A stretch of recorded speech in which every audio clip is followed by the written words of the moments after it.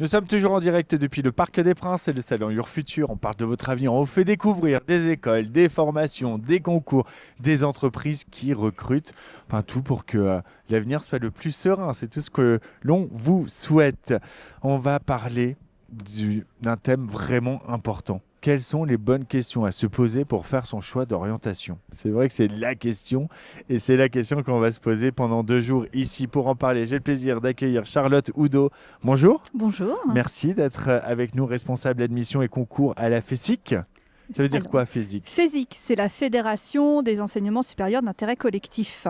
Très bien, c'est Voilà. surtout C'est un réseau d'écoles réseau d'ingénieurs et de management qui Exact. accompagne chaque année des milliers d'étudiants dans la construction de leur avenir. Si vous deviez présenter justement cette fédération, les écoles associatives en contrat avec l'État et membres d'un groupe de travail dédié à l'orientation de la FESIC, qu'est-ce que vous nous diriez? Il y a beaucoup Il y a beaucoup d'éléments là. C'est ça. Parce que je Alors, pourrais même vous parler de votre fonction à l'IFEP.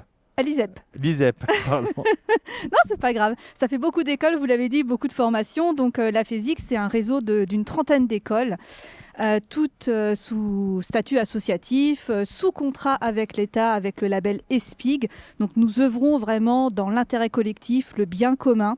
Et c'est ça qui va nous rapprocher. Nous partageons toutes ces écoles, que l'on soit école d'ingénieurs, de management, d'art, de sciences humaines, on partage tous ces mêmes valeurs. Quand on est un lycéen, on va rentrer dans le vif du sujet de notre question, de ces bonnes questions à se poser. Quand on est un lycéen ou étudiant, quelles sont les premières questions à se poser pour bien choisir son orientation? Alors, La c'est un première chemin. question. C'est un chemin, l'orientation. C'est un chemin qui se construit au fil des années. Et effectivement, quand on arrive en terminale, se pose la question de son parcours, de son choix d'école.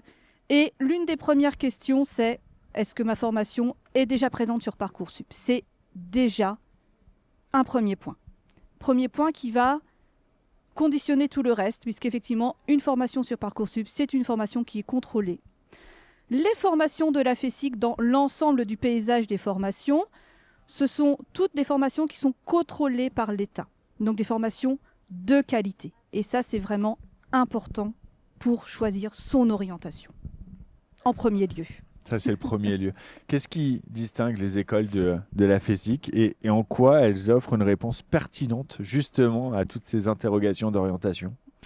Alors nous avons un devoir d'orientation, de conseil auprès des jeunes. Donc ce n'est pas uniquement au niveau de la terminale, ça se construit bien avant.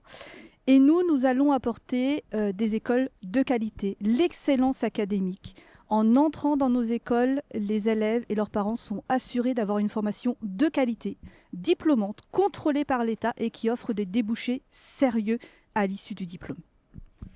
On va parler plus particulièrement des écoles d'ingénieurs. Quels critères doivent guider un jeune dans son choix?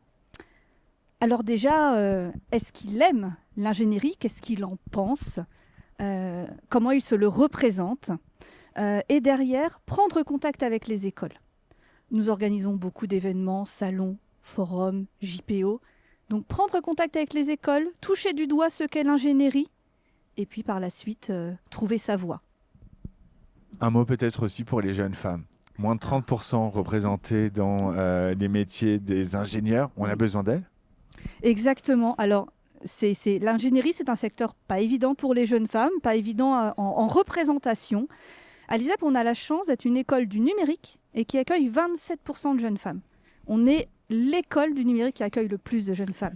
Donc on a besoin de ces jeunes femmes. Elles sont très prisées par les entreprises. Elles apportent énormément au sein du collectif. Donc moi, j'encourage les jeunes femmes à se former à ces métiers. Alors, je me permets une parenthèse, c'est parce qu'en plus, quand une femme est ingénieure, et on parle aujourd'hui d'intelligence artificielle, vous parlez des métiers du numérique, l'intelligence artificielle ne fait que reproduire de la manière dont elle est programmée. Et donc, si elle n'est programmée que par des hommes, elle ne pensera que comme des hommes. Exactement. Et donc, on a aussi besoin on a besoin d'éviter le biais. Et effectivement, les jeunes femmes, je vous dis, tout l'intérêt d'avoir dans les équipes d'ingénieurs, des hommes et des femmes pour pouvoir effectivement travailler correctement sur ces nouvelles technologies. L'importance de la connaissance de soi, ses intérêts, ses points forts, ses valeurs. à quel moment ça rentre aussi dans le choix d'une école, d'un parcours? Parce qu'il y a ce qu'on aime, ce qu'on veut faire, il y a la pression sociale, parfois la pression Mhm. familiale, le regard de l'autre. Euh, comment Alors, on s'écoute? je dirais qu'il ne faut pas se censurer. Il ne faut pas se mettre de frein. Est-ce que je suis assez bon? Est-ce que j'ai le niveau? Est-ce que je suis une femme? Est-ce que j'ai ma place dans cette école? Les écoles privées, on peut se dire, est-ce que c'est trop cher pour moi? Non.